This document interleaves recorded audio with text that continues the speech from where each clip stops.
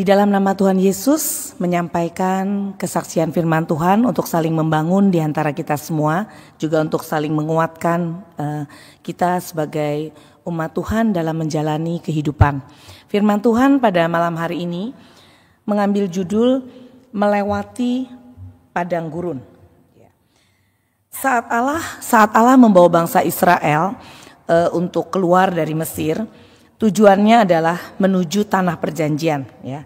Allah membawa keluar dengan sebuah tujuan menuju kepada tanah perjanjian, yaitu ke Kanaan. Namun untuk sampai di tanah perjanjian, memang mereka harus melewati padang gurun. Ya. Jadi keluar dari Mesir, tujuannya adalah tanah perjanjian. Namun untuk sampai di tanah perjanjian, mereka harus melewati padang gurun itu 40 tahun lamanya. Memang seharusnya tidak selama itu, tetapi karena ada sebuah peristiwa di mana sebelum mereka mau memasuki, Musa mengutus 12 perwakilan dari suku bangsa Israel untuk mengintai. Dan ke-10 orang ini memberikan suatu laporan yang tidak sebenar-benarnya, ya. Laporan yang dilebih-lebihkan, yang mengecilkan hati bangsa Israel, bahwa tempat itu sangat kuat, kota-kotanya memang subur, tetapi serem, ya. Di sana banyak raksasa, ada orang enak yang makan manusia dan sebagainya. Kita nggak bakal bisa menembus, benteng-bentengnya besar. Hanya 2 orang yang menyatakan iman kepada Tuhan. Memang negeri itu indah, negeri itu menghasilkan hasil bumi yang sangat banyak, negeri itu kuat. Namun percayalah, Tuhan akan memberikan kepada kita. Dia akan memimpin kita dalam hal berperang. Tetapi bangsa Israel yang sudah mendengar 10 orang itu menceritakan hal yang tidak sepenuhnya benar, yang melebih-lebihkan, sehingga mereka berkeluh kesah dan menggerutu. Tuhan menghukum mereka, ya. Perjalanan mereka menjadi sangat panjang di padang gurun, 40 tahun lamanya. Dan pada saat itu Tuhan memutuskan bahwa orang yang keluar dari Mesir itu, mereka tidak akan masuk ke tanah perjanjian, melainkan generasi selanjutnya, anak mereka, ya, anak mereka yang akan masuk ke dalam negeri yang dijanjikan Tuhan, kecuali Yosua dan Kaleb, 2 orang pengintai yang beriman teguh kepada Tuhan, yang percaya kepada janji Tuhan sepenuhnya. Padang gurun adalah tempat yang kering, tandus, gersang. Kemana kita memandang, ya mungkin yang kita hanya bisa lihat adalah pasir, ya, tanamannya sedikit, sejenis kaktus atau tanaman-tanaman yang palem seperti itu. Ya, ada kurma, sangat sedikit ada tumbuhan. Kemana-mana mata memandang adalah hal yang tandus, pasir. Saat kita dipanggil Tuhan untuk menjadi umatnya, kita diibaratkan adalah keluar dari Mesir. Kita dipanggil, ya. Tetapi kamu adalah bangsa yang terpilih, imamat yang rajani, umat kepunyaan Allah yang dipanggil Tuhan untuk menjadi pengikutnya. Artinya kita dikeluarkan dari Mesir, Sebelum kita tiba menuju tanah perjanjian, yaitu kerajaan sorga yang dijanjikan Tuhan, maka kita harus melalui kehidupan di dunia ini. Kita harus melewati kehidupan ini yang boleh kita ibaratkan adalah seperti kita perjalanan di padang gurun, ya. Kita melalui padang gurun. Saat kita hidup di dunia ini, tentu kita mengalami hal yang tidak mudah, ya, tidak mudah. Tidak semua orang mengalami hal yang mulus dan lancar. Orang yang dikatakan mengalami hal yang mulus dan lancar pun pasti ada kesulitan-kesulitan yang ia alami, pasti ada permasalahan-permasalahan yang dia alami. Nah, apakah kita bersikap seperti bangsa Israel ini? Setiap kali ketemu masalah, kita berkeluh kesah, kita bersungut-sungut. Setiap kita menemui satu hal yang merintangi kita, kita marah pada Tuhan, ya. kita menyalahkan Tuhan, kita berkeluh kesah. Sesungguhnya bangsa Israel saat mereka berada di padang gurun, mereka sangat merasakan kasih Tuhan. Begitu banyak keajaiban, mujizat yang Tuhan lakukan pada mereka. Ya, harusnya mereka banyak merasakan kuasa dan kasih Tuhan. Namun karena mereka tidak bisa melihat, ya, tidak bisa mensyukuri kebaikan Tuhan, maka mereka jadi berkeluh kesah dan selalu bersungut-sungut. Mereka tidak bisa mensyukuri segala kebaikan yang Tuhan berikan kepada mereka. Nah, justru kalau kita lihat proses perjalanan bangsa Israel di padang gurun ini adalah kasih dan kuasa Tuhan dinyatakan. Sama dalam kehidupan kita. Kalau kita mengamati, merenungkan kehidupan kita, kita juga akan merasakan kasih dan kuasa Tuhan. Padang gurun ini adalah tempat memproses bangsa Israel sehingga mereka bisa melihat kuasa Tuhan, mereka bisa beriman kepada Tuhan. Nah, pada malam hari ini kita sama-sama juga akan melihat apa sih yang dapat Tuhan berikan, Tuhan nyatakan kepada bangsa Israel. Seperti itulah Tuhan nyatakan juga kepada kita. Yang pertama, ada pimpinan Tuhan saat melewati padang gurun. Kita melihat Keluaran pasal 13 ayat 21 dan 22. Kita akan lihat Keluaran pasal 13 ayat 21 dan 22. Ayat 21, Tuhan berjalan di depan mereka pada siang hari dalam tiang awan untuk menuntun mereka di jalan, dan pada waktu malam dalam tiang api untuk menerangi mereka, sehingga mereka dapat berjalan siang dan malam. Ayat 22, dengan tidak beralih, tiang awan itu tetap ada pada siang hari dan tiang api pada waktu malam di depan bangsa itu. Jadi saat bangsa Israel berjalan di padang gurun, Tuhan berjalan di depan mereka. Dalam rupa apa Tuhan berjalan di depan mereka? Yaitu dalam rupa tiang awan pada siang hari.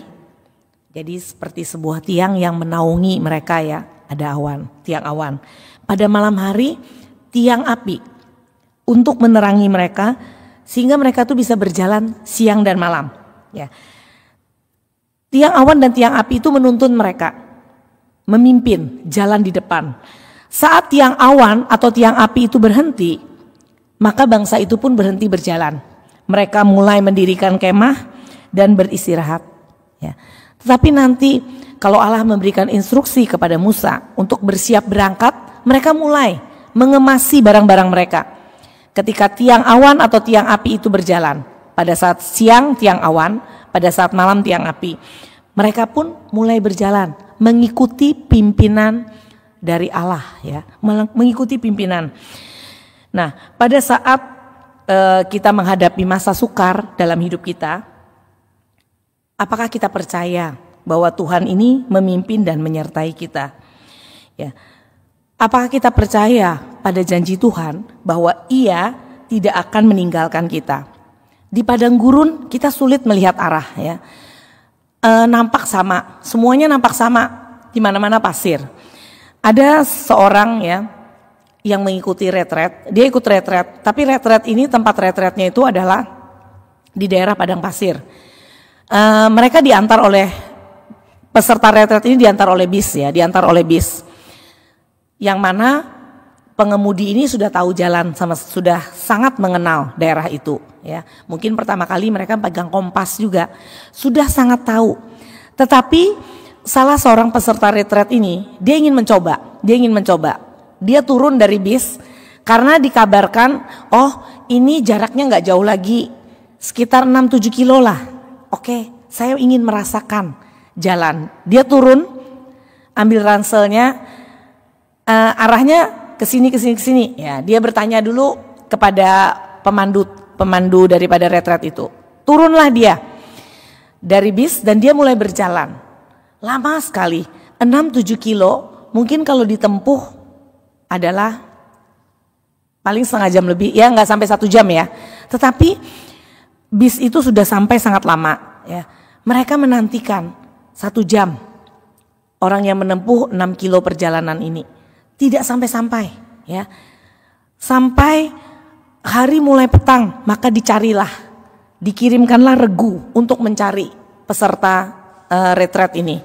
Ditemukan, dia bilang, saya bingung ya, kehilangan arah. Kehilangan arah karena nampak semuanya sama, membingungkan bagi saya. Saya tidak tahu harus arah kemana. Beda kalau ada yang memimpin ya. Ini ke sini, kita jalan ke sini. Nah, saat kita di padang gurun, seorang yang memimpin kita untuk berjalan tentu satu hal yang sangat membantu ya. Sangat membantu. Pimpinan Tuhan kepada bangsa Israel berupa tiang awan dan tiang api ini adalah sebuah pimpinan dari Tuhan ya, pertolongan dari Tuhan kepada mereka. Kita tidak tahu apa yang kita hadapi setiap hari. Apakah kita tahu ya apa yang akan terjadi? Kita tidak tahu. Tetapi kita sebagai umat percaya, di mana kita tahu, kita beriman bahwa Tuhan kita adalah memimpin hidup kita, mari kita serahkan kepada pimpinan tangannya. Setiap hari kita bisa berdoa, kita mau serahkan ke dalam tangan Tuhan. Apa yang akan terjadi ketika kita dalam perjalanan ke tempat kerja kita, ketika kita dalam perjalanan menuju tempat studi kita tidak tahu apa yang akan terjadi. Apakah kita lalu takut kemana-mana, kita berkurung diri saja di rumah? Mari kita serahkan ke dalam pimpinan tangan Tuhan ya. Dalam menghadapi masa sukar juga dalam hidup kita harus yakin bahwa Tuhan memimpin kita. Walau kita tidak lihat Tuhan itu hadir spektakuler di depan kita seperti dalam bentuk tiang awan, tiang api, tapi kita bisa merasakan ya. Kita bisa merasakan pimpinannya, penyertaannya ya. Kalau kita mau merenungkan, tentu kita bisa merasakan Tuhan menyertai kita ketika kita bersandar padanya. Saat ini Tuhan mengaruniakan kepada kita adalah Roh Kudus. Roh Kudus ya.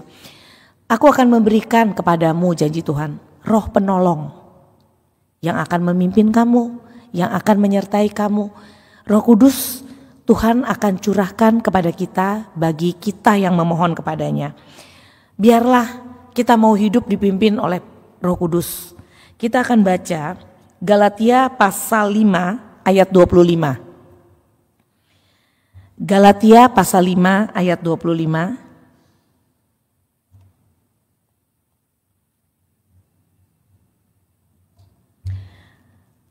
Jikalau kita hidup oleh Roh, baiklah hidup kita juga dipimpin oleh Roh.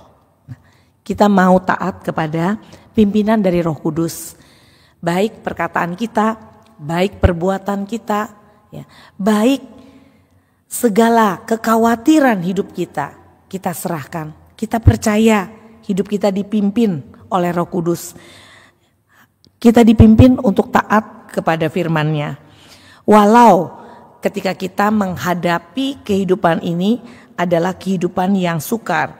Walau kita melihat bahwa padang gurun yang kita hadapi adalah tempat yang gersang ya. Kita baca Mazmur 136 ayat 1 dan ayat 16. Mazmur pasal 136 ayat yang pertama. Bersyukurlah kepada Tuhan sebab Ia baik, bahwasanya untuk selama-lamanya kasih setianya. Kita sambung ayat 16, Mazmur 136 ayat 16.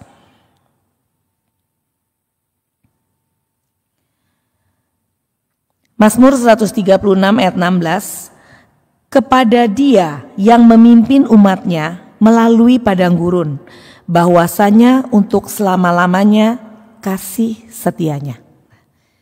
Di sini firman Tuhan menyatakan kasih setia Tuhan itu selama-lamanya. Penyertaannya itu selalu senantiasa. Melalui hal yang tersulit dalam hidup kita seperti kita melalui padang gurun. Kita lihat hal yang kedua, bagaimana Tuhan berkarya, Tuhan bekerja kepada bangsa Israel di padang gurun. Kita akan baca kitab Ulangan pasal 29 ayat yang kelima. Ulangan pasal 29 ayat yang kelima. Ada perlindungan bagi Tuhan di padang gurun ya. Kita lihat dari ayat ini, Ulangan pasal 29 ayat 5. 40 tahun lamanya aku memimpin kamu berjalan melalui padang gurun.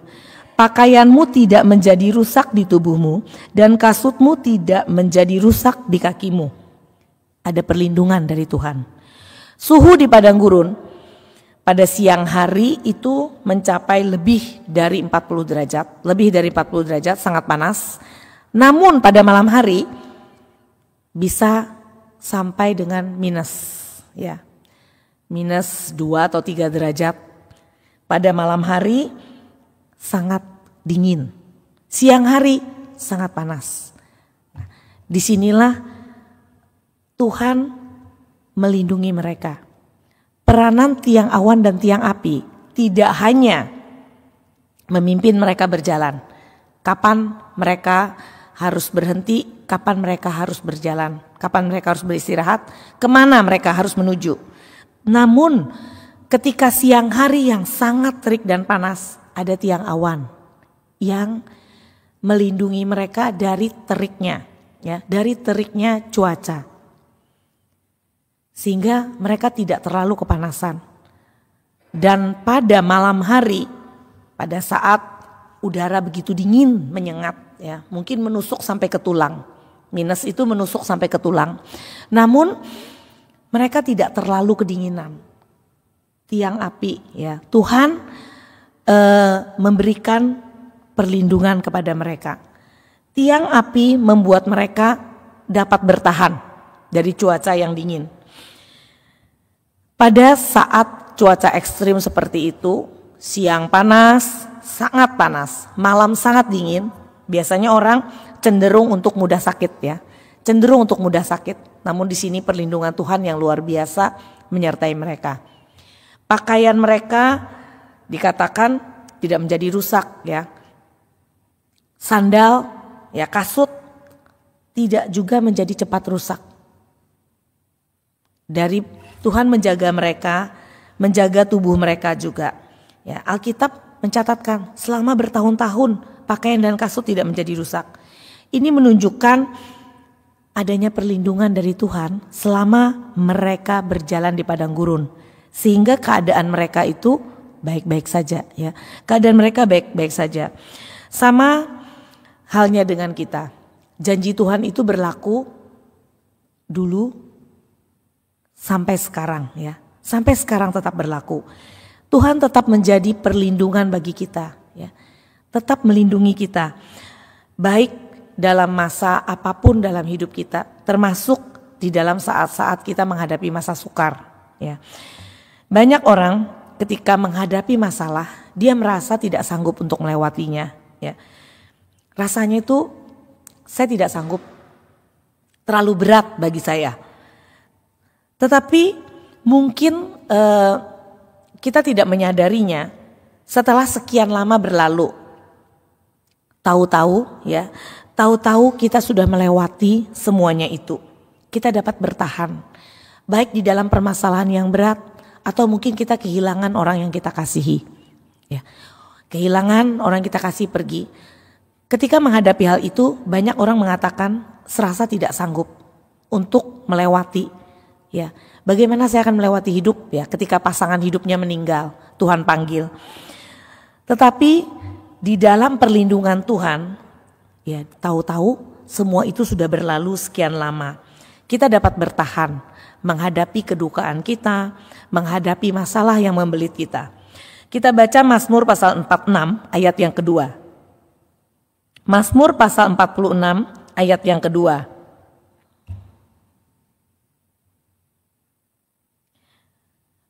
Allah itu bagi kita tempat perlindungan dan kekuatan. Sebagai penolong dalam kesesakan sangat terbukti, ya. Allah tempat perlindungan dan kekuatan bagi kita. Dia menolong kita pada saat kita di dalam permasalahan, di dalam kesesakan, memberikan kekuatan kepada kita. Mari kita coba lihat satu tokoh Alkitab, bagaimana Tuhan bekerja luar biasa di dalam hidupnya. Daniel ya, Daniel salah satu tokoh adalah seseorang yang sangat bersandar kepada Tuhan. Apapun dalam hidupnya dia bersandar kepada Tuhan. Dia beriman dan percaya kepada Tuhan. Daniel ini melewati masa empat orang raja ya. 4 orang raja memerintah ketika dia dibuang. Dia adalah salah satu orang yang turut dalam pembuangan ke Babel. Dan dalam pembuangan itu dia mengalami masa pemerintahan 4 raja. Nebukadnezar, Belshazzar, Darius dan Kores. 4 raja. Nah, saat ia dalam bahaya, jiwanya terancam. Bukan hal yang sekali 2 kali, tapi berkali-kali dia mengalami. Ya, Daniel tetap percaya dan bersandar kepada Tuhan, sehingga dia mendapatkan perlindungan dari Tuhan. Dia percaya, dia bersandar, dan dia mendapatkan perlindungan itu. Ketika mulai dibawa ke Babel, mereka mendapat satu ujian iman. Orang-orang umat percaya ini yang kaum-kaum yang terpelajar itu dimasukkan ke dalam istana raja. Mereka dipakai untuk membantu di dalam pemerintahan, bekerja di istana juga. Tetapi orang-orang itu mereka orang-orang Babel, mereka menyembah kepada dewa-dewa, memberikan persembahan makanan. Daniel tidak mau ya, Daniel dan teman-temannya ini tidak mau menyantap hidangan yang telah tersedia. Karena dia tahu hidangan itu telah dipersembahkan kepada dewa-dewa mereka. Dia tidak mau makan daging-dagingan, biarlah hanya makan sayur dan buah. Dia menjaga kekudusan dirinya. Kemudian ketika zaman pemerintahan Raja Belshazzar, waktu itu ada raja ini adalah memakai barang-barang dari Bait Allah ya, yang diangkut dari Bait Allah di Yerusalem digunakan untuk berpesta. Pada saat itu Allah murka dan menuliskan sebuah tulisan di dinding. Ya. Daniel berani menyatakan apa yang ditulis itu, yang sifatnya adalah menegur raja, menegur kesalahan raja, ya, yang tidak menghormati Allah. Dia nyatakan tanpa dia mempedulikan keselamatan daripada dirinya. Kemudian dia tetap berdoa dimanapun dia berada. Walau ada orang yang tidak senang atas kepercayaan Raja Darius pada saat pemerintahan zaman Raja Darius kepada dirinya, dia tetap berdoa. Sehingga orang-orang yang iri hati membuat akal agar dia dihukum. Dilarang untuk berdoa. Siapa yang berani menyembah kepada Allahnya atau dewanya selain kepada raja akan dihukum. Tapi Daniel tetap berdoa dan Allah melindungi dia. Ya. Meski menerima hukuman dilempar ke dalam gua singa, tapi tetap dia mempertahankan imannya. Sehingga Allah menjaganya dengan mengatupkan mulut singa yang lapar itu. Sampai esok paginya dia dikeluarkan daripada gua itu, tidak didapati satu luka pun di dalam tubuhnya. Nah, apakah kita bisa tetap beriman kepada Tuhan dalam segala hal, fase-fase dalam kehidupan kita, masa sukar, masa senang, sehingga perlindungan Tuhan itu tidak pernah beralih daripada kita. Perlindungannya itu senantiasa ada pada kita. Seperti Tuhan melindungi bangsa Israel karena janjinya ya, karena janjinya dia melindungi bangsa Israel di padang gurun dari cuaca ekstrim, dari bahaya. Karena di padang gurun juga banyak binatang-binatang buas. Tapi bangsa Israel terlindungi ya. Mereka terlindungi, terjaga karena Tuhan yang melindungi dan menjaga mereka. Hal yang ketiga, kita baca Keluaran pasal 16 ayat 13 sampai 15. Ada pemeliharaan Tuhan di padang gurun. Hal yang ketiga itu adalah ada pemeliharaan Tuhan. Kita sama-sama lihat Keluaran pasal 16 ayat 13. Pada waktu petang, datanglah berduyun-duyun burung puyuh yang menutupi perkemahan itu. Dan pada waktu pagi, terletaklah embun di sekeliling perkemahan itu. Ayat 14. Ayat 14. Ketika embun itu telah menguap, tampaklah pada permukaan padang gurun sesuatu yang halus. Sesuatu yang seperti sisik. Halus seperti embun beku di bumi. Ayat 15. Ketika orang Israel melihatnya, berkatalah mereka seorang kepada yang lain, apakah ini? Sebab mereka tidak tahu apa itu. Tetapi Musa berkata kepada mereka, inilah roti yang diberikan Tuhan kepadamu menjadi makananmu. Ya. Jadi setelah 2 bulan mereka berjalan meninggalkan Mesir, tentu bahan makanan atau bekal yang mereka bawa itu habis ya, habis. Dari mana mereka akan memperoleh makanan di padang gurun yang kering dan gersang? Semuanya pasir, kiri kanan pasir. Tidak ada sayur, tidak ada buah-buahan, nggak ada ikan, nggak ada ayam. Dari mana mereka akan memperolehnya? Tapi Tuhan memelihara mereka. Atas pemeliharaan Tuhan, Tuhan mengirimkan burung puyuh yang datang ke perkemahan bangsa Israel waktu petang. Dan mana, ya mana yang dikatakan tadi kita baca, roti yang turun dari surga, itu tersedia di pagi hari. Ketika embun turun, dan embun itu menguap, mana itu terserak di hadapan mereka. Setiap hari tersedia, kecuali hari Sabat. Nah, kecuali hari Sabat. Tuhan apakah tidak memelihara mereka pada hari Sabat? Tetap hari Sabat mereka dipelihara. Pada hari sebelumnya, ya pada hari Jumat sehari sebelumnya, mereka boleh memungut 2 kali lipat banyaknya. Untuk dipersiapkan untuk besok harinya. Untuk besok harinya agar mereka tetap bisa makan ketika pada hari Sabat.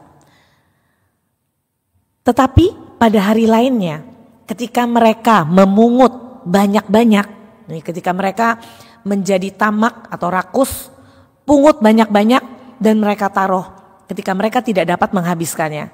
Sebab kadar setiap orang itu kan ada seberapa dia dapat makan, seitulah dia dapat makan. Sisanya bagaimana? Ya, kalau kita aja mengambil makanan lebih banyak daripada kemampuan kita untuk menyantapnya, akan terbuang. Jadi ketika mereka ada yang ingin mengambil banyak-banyak, esok harinya mereka dapati itu menjadi busuk, berulat. Tetapi pada hari Sabat, ketika mereka melihat mana yang mereka pungut pada hari sehari sebelumnya, pada hari Jumat, itu dalam keadaan baik, dapat mereka makan. Tuhan mengajarkan kepada mereka untuk percaya kepada Tuhan, percaya kepada pemeliharaan Tuhan, ya, percaya kepada pemeliharaan Tuhan. Nah,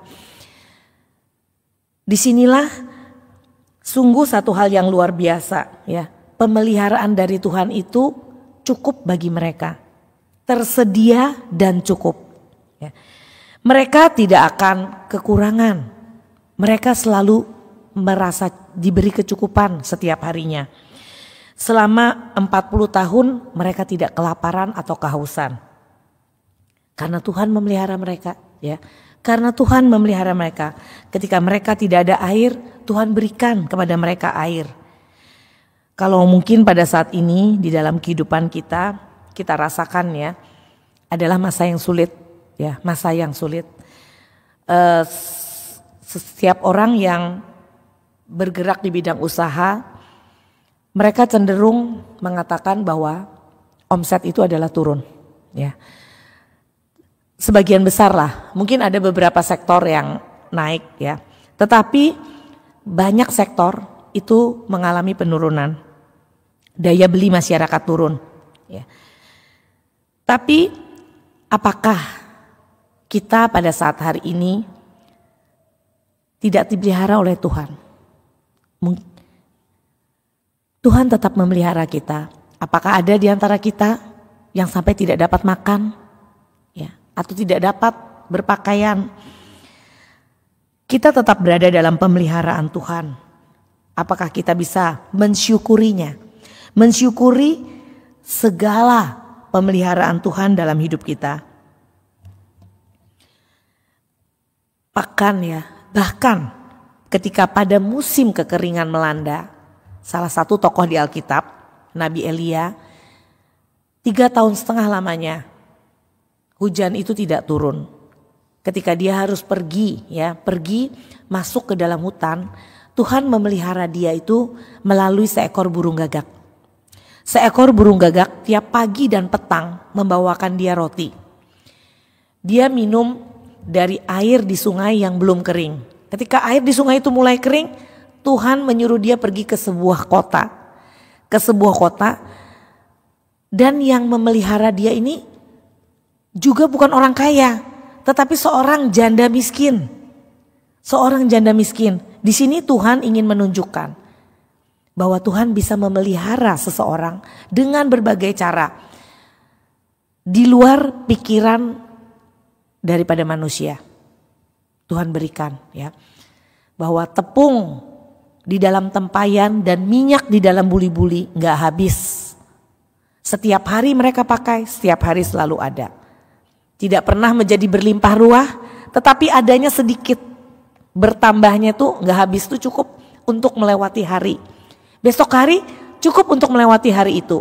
Tetapi mereka semua tidak ada yang mati kelaparan selama 3,5 tahun kekeringan yang panjang itu. Namun kita harus ingat, iman kita kepada Tuhan, pengharapan kita kepada Tuhan tidak hanya dari kebutuhan jasmani kita.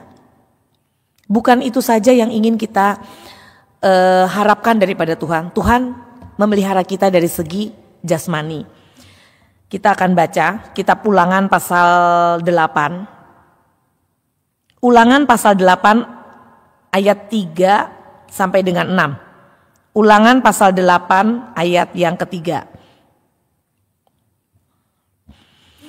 Jadi ia merendahkan hatimu, membiarkan engkau lapar dan memberi engkau makan mana yang tidak kau kenal dan yang juga tidak dikenal oleh nenek moyangmu, untuk membuat engkau mengerti bahwa manusia hidup bukan dari roti saja, tetapi manusia hidup dari segala yang diucapkan Tuhan. Ayat yang keempat. Pakaianmu tidaklah menjadi buruk di tubuhmu dan kakimu tidaklah menjadi bengkak selama 40 tahun ini. Ayat 5. Maka haruslah engkau insaf bahwa Tuhan Allahmu mengajari engkau seperti seseorang mengajari anaknya. Ayat yang ke-6. Oleh sebab itu haruslah engkau berpegang pada perintah Tuhan Allahmu dengan hidup menurut jalan yang ditunjukkannya dan dengan takut akan Dia. Nah, Tuhan ingin kita beriman percaya kepadanya. Tetapi bukan sekedar mengharapkan berkat jasmani. Berpegang kepada perintah Tuhan.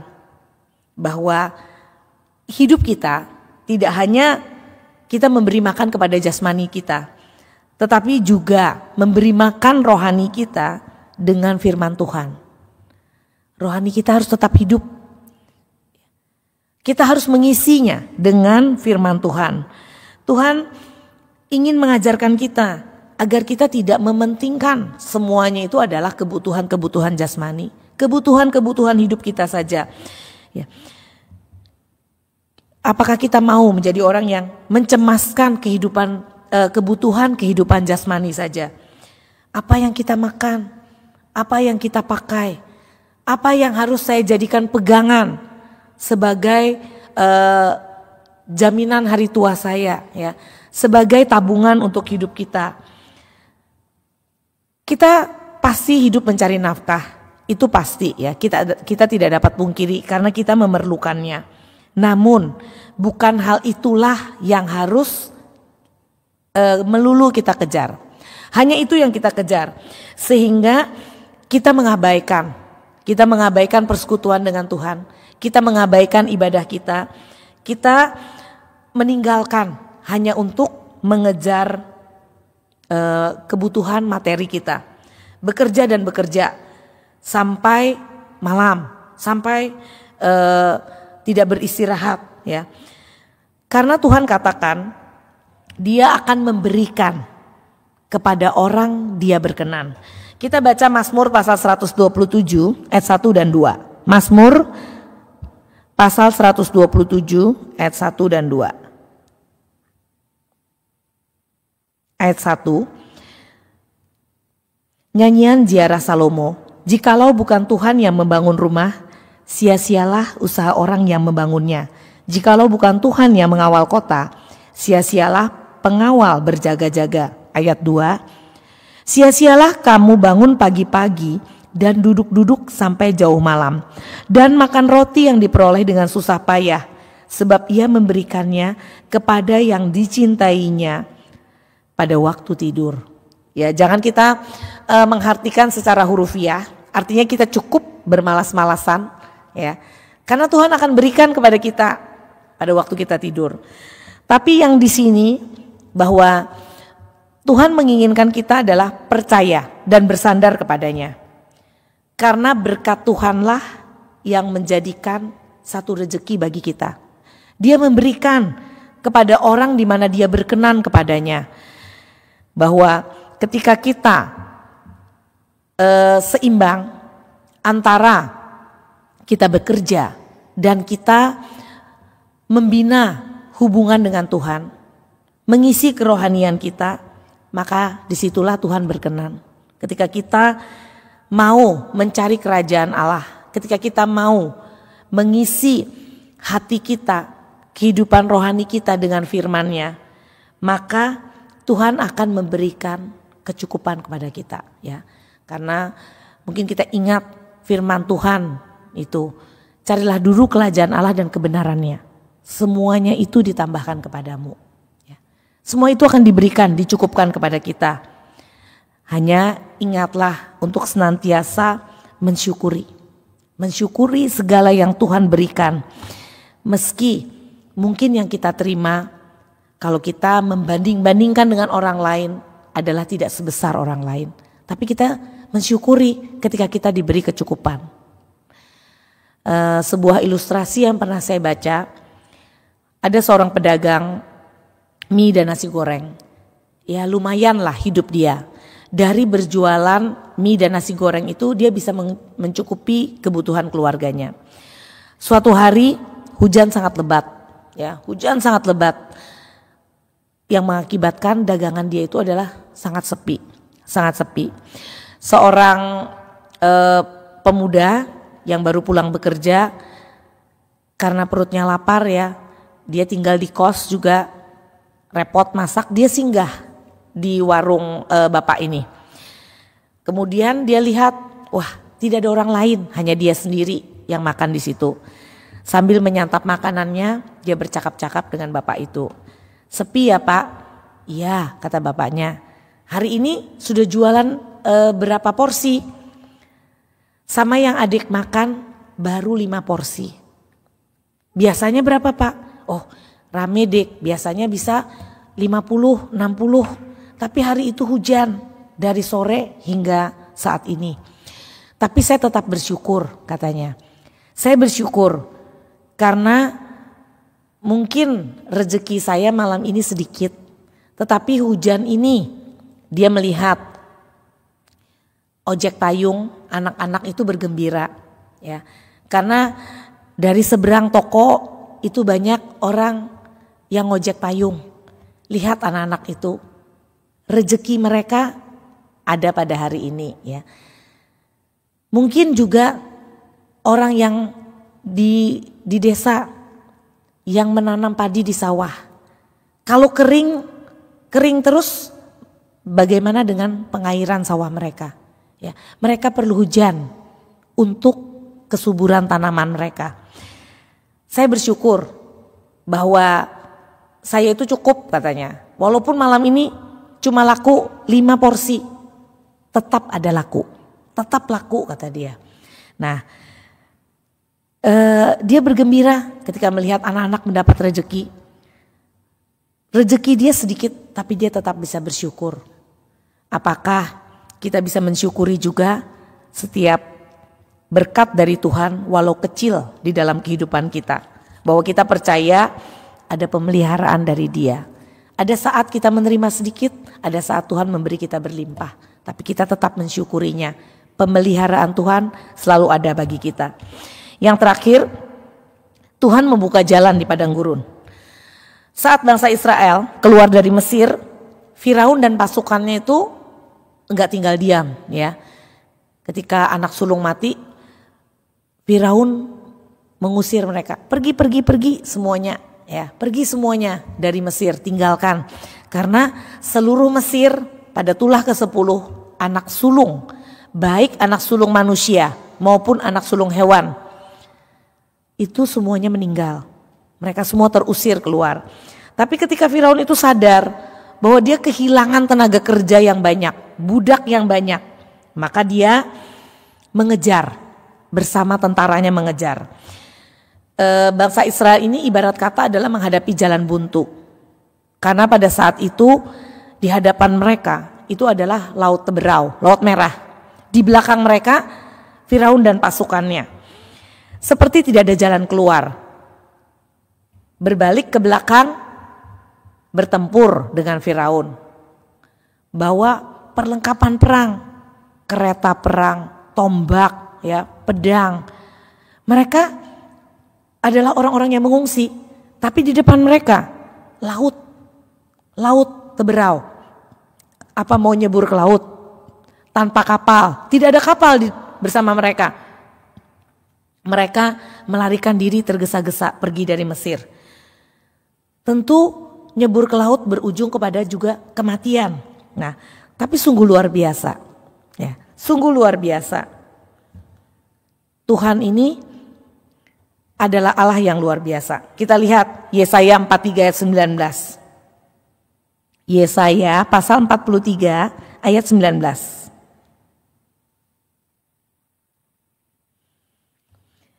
Lihat, aku hendak membuat sesuatu yang baru, yang sekarang sudah tumbuh, belumkah kamu mengetahuinya? Ya, aku hendak membuat jalan di padang gurun dan sungai-sungai di padang belantara. Ini adalah menyatakan sesuatu hal yang sungguh luar biasa. Ya, sesuatu hal yang baru, itulah yang dinyatakan oleh Allah. Bagaimana mungkin sesuatu yang Allah lakukan ini dapat terpikir oleh manusia? Karena pada saat itu Allah menghembuskan satu angin timur sehingga air laut itu terkuak. Air laut itu terkuak dan di tengah-tengah laut ada jalan. Ya. Di tengah-tengah laut ada jalan yang kering. Kiri dan kanan itu air laut itu membentuk seperti tembok sehingga mereka bisa jalan di tengahnya dan melampaui Laut Teberau itu, menyeberangi Laut Teberau itu tanpa kapal. Ya. Sungguh suatu hal yang luar biasa, luar biasa. Mereka dapat diselamatkan. Nah, tetapi ketika mereka sudah jalan nih, sudah menyeberangi, kehabisan air, mereka yang sudah melihat bagaimana kuasa Tuhan begitu besar, kembali mengeluh, berkeluh kesah, bersungut-sungut. Apakah Musa, kau membawa kami keluar dari Mesir untuk mati kehausan, ya, mati kehausan. Kembali kuasa Tuhan itu begitu besar dinyatakan. Kita baca dalam Keluaran pasal 17 ayat 6 dan 7. Keluaran pasal 17 ayat 6 dan 7. Ayat 6. Maka aku akan berdiri di sana di depanmu di atas gunung batu di Horeb. Haruslah kau pukul gunung batu itu dan dari dalamnya akan keluar air sehingga bangsa itu dapat minum. Demikianlah diperbuat Musa di depan mata tua-tua Israel. Ayat 7. Dinamailah tempat itu Masa dan Meriba oleh karena orang Israel telah bertengkar dan oleh karena mereka telah mencobai Tuhan dengan mengatakan, adakah Tuhan di tengah-tengah kita atau tidak? Nah, jadi mereka sudah melihat kuasa Tuhan yang begitu besar. Tetapi ketika ada sedikit masalah, kembali mereka berkeluh kesah dan marah ya. Marah, apakah kita pergi keluar dari Mesir ini untuk menghadapi mati kehausan ya, mati kehausan kekurangan air. Ketika kita menghadapi persoalan atau masalah, ketika kita menghadapi sebuah jalan buntu yang kita rasakan itu, saya tidak punya jalan keluar ya.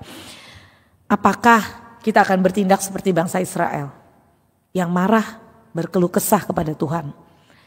Apakah kita tidak ingat segala kebaikan Tuhan di dalam hidup kita? Ya, kita tidak ingat apakah Tuhan itu sangat baik ya. Seperti tadi yang firman Tuhan katakan dalam Yesaya 43:19 bahwa Dia akan membuat jalan di padang gurun dan sungai-sungai di padang belantara ya. Tuhan akan membuka jalan bagi kita bila saatnya tiba. Kalau waktunya Tuhan rasa sudah cocok untuk kita, sudah pas untuk kita, Dia akan memberikan kepada kita jalan keluar. Inilah yang harus kita ingat ya. Menjadikan satu sumber kekuatan bagi kita. Tiap orang itu punya padang gurunnya masing-masing yang harus dilewati ya. Tiap orang punya padang gurun masing-masing yang harus dilalui. Tiap orang tidak sama. Persoalan, beban dan masalah tiap orang tidak sama. Tapi itu bagi kita adalah padang gurun kita masing-masing.